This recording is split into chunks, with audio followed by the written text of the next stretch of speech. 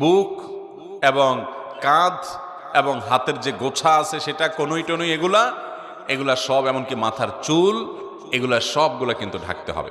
আমাদের অনেক মহিলারা আছেন, অনেক মা বোনরা আছেন, মা চাচিরা আছেন, যারা দেখা যায় এখনো আপনার শাড়ি পরে নামাজ পড়েন, তার উপরে কোনো ওড়না পড়েন না।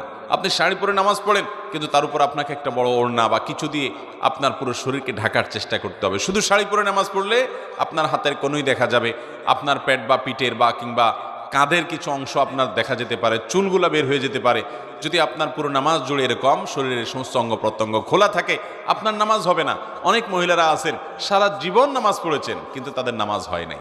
অতএব আমাদেরকে মনে রাখতে হবে, মাথা থেকে পা পর্যন্ত মহিলারা নামাজের জন্য পুরো শরীরকে ঢেকে নামাজ পড়বেন, এটি তাদের জন্য ফরজ। এটি না হলে তার ফরজ তরক হবে, নামাজই হবে না। বিধায় এই তিনটি সাবধানতা নামাজের ব্যাপারে আমাদের বোনদেরকে আমি বিশেষভাবে করলাম। আর যারা বয়সে অনেক তরুণী আছেন,